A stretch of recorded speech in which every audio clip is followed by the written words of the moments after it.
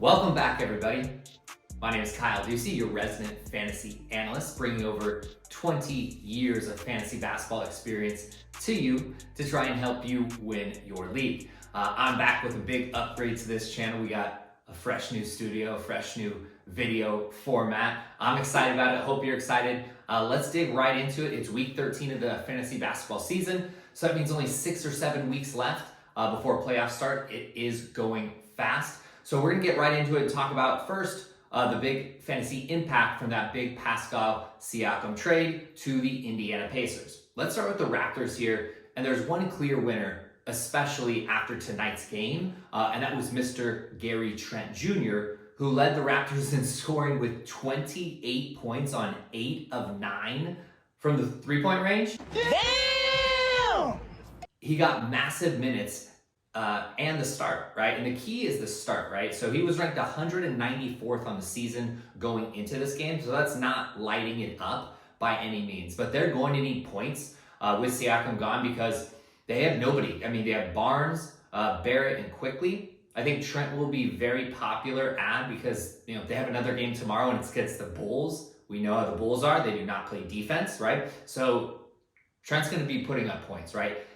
He's still available in half my league, so I'm going to be putting a bid on him in multiple leagues tonight. Hard to say how much he'll go for, but I'm going to be putting in bids of $5, $4, maybe a $6 in there, but I only have $30 left in some leagues, so it's kind of a lot of money, right? But we know he's going to score. That's what they need to do. So we've seen him go on runs in seasons in the past before as well. So he can put together numbers. Now is his chance to do it again. It's a better chance than ever. Now let's look at the Pacers here. Let's start with the good news that I read earlier saying Halliburton is questionable for tomorrow. He has a chance to play. That is huge since he was projected to be out a little bit longer, right? Now, we don't know if Siakam is going to play tomorrow, but in any case, playing next to Halliburton means more open looks, a better field goal percentage, and he's now on the #1 scoring offense in the league. So this is all good for Siakam. He's a big winner here. It could lead to more assists too for Halliburton, which would be nice. Now, all the other guys on the Pacers, Toppin, Mathurin, Nesmith, Jackson, McConnell, they keep getting added and dropped throughout the whole year. They're probably going to end up taking a hit as Pascal will take a lot more of the usage, touches than Bruce Brown did when he was on the team. It's still the #1 offense though. But no one on the team outside of Siakam, Halliburton, and Turner is reliable or exciting. But we want to watch these next couple games to see who steps up with this new dynamic on the team, because maybe some random Pacer gels really well with Siakam and starts putting up better numbers than they usually do. Now it's time for who I added, right? All the fantasy guys I listen to, they talk about players, but they never tell you who they added, right? So as a guy with 9 of his 10 teams currently in playoff position, I want to let you know who I added as a streamer for today's games, right? Upcoming games. There's really just one guy who stood out to me, who I snagged on a couple teams, and that was Larry Nance Jr., who had scored in double digits in 3 straight on great minutes. The Pelicans even put up 132 points tonight. So Nance must have contributed, right? Not so much. Pull up the stats, right? He put up 7 points, 6 boards, 2 assists, and 1 block. But at least he was a perfect 3 for 3 from the field. It's not the best ad ever, but what are some hard categories to thrive in? He did well. Field goal percentage and blocks. He contributed to both of those. He's got another game in Phoenix coming up, which will probably mean I'll keep him around. But if there's someone better to stream tomorrow, I will cut him. He is not special. He is a streamer. Now, if you guys can help me out, hit that ravishing like button right there. Hit subscribe as well. I would really love and appreciate all your support as I build up this channel and keep producing awesome content. Thanks so much. Really, really appreciate it. Now, another stream I added for this morning is my favorite contributor, who I'm going to keep talking about because he keeps doing things. And that's my guy, Jeremy Soan of the San Antonio Spurs. He's down by as many as 16 in this game. What a spin move! Oh, so... Let's look at what he did tonight. 5 points, 7 boards, 4 assists. Okay, not bad. But get this. This is where he is shining now. 3 steals and a block. He got us a three-pointer as well. So we're seeing him be more consistent with threes and more consistent with steals and blocks. I don't care that he shot 22% when he helped me in 6 categories. Heck, let's make it 7 categories because he had no turnovers tonight. I love this guy, but it's not just me. Let's look at his ownership. It's up 5% from the day before. He's 42% rostered now. But this is where it gets even better for 2 reasons. Guess who's sitting out on Friday? Wemby. Here's the Wemby news. Looks like he's going to be sitting out most back-to-backs now. That's been the trend, which leaves Soan to get more usage. You'll see this news piece here saying he is resting Friday and playing Saturday. Then look at these upcoming games for the Spurs. Their next 2 are Charlotte and Washington. Why do we like that? Well, because of this. Charlotte is ranked 25th out of 30th in defense, giving up 120 points per game. And do you know who's dead last in defense? Talked about it before. It's Washington, the Wizards, with Poole and Kuzma, who only care about the baddies in the front row, right? Gotta impress the chicks. They don't care about playing any defense. So you always want to be aware of the worst defensive teams so you can stream guys against them or keep guys for a couple more games when you know they're playing these teams. So be sure to find any site that breaks down all the team defenses like this one and bookmark it, right? So you always know who has the worst and best defenses in the league, right? Which I want to show you here. If it's between 2 guys and one of them is playing a great D, like a top 5 that we're looking at, the T-Wolves, the Heat, the Cavs, my Orlando Magic, and Boston, then we want to avoid streaming those guys against those top 5 defenses, right?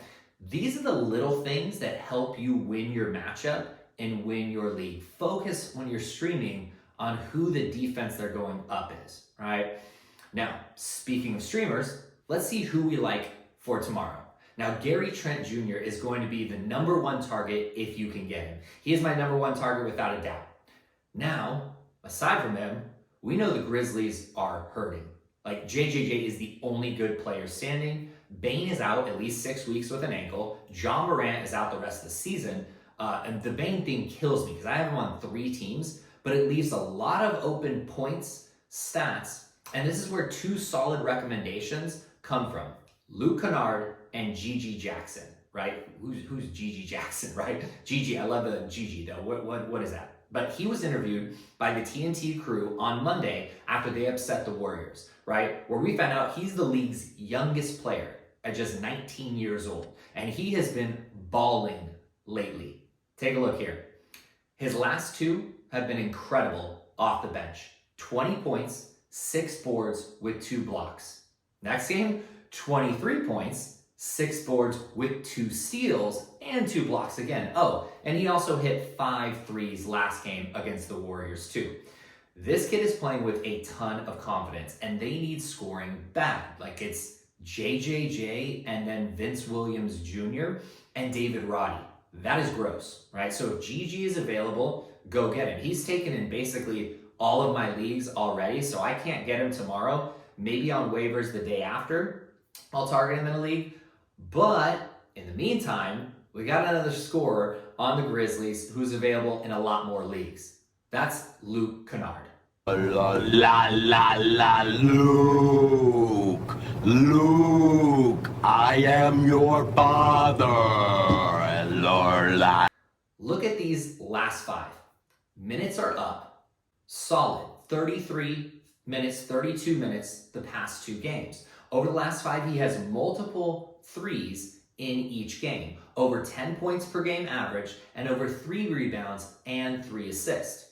He also doesn't turn the ball over much at all, right? The Grizzlies, they need scoring. And let's not forget about Luke Kennard is a sharpshooter who's had good fantasy seasons before because of the 3-point shooting. Last season, he averaged 3.1 threes per game. That is solid. And with all the injuries, he can easily get back to those numbers again and maybe do more. He's already almost at that right now in just these last 5.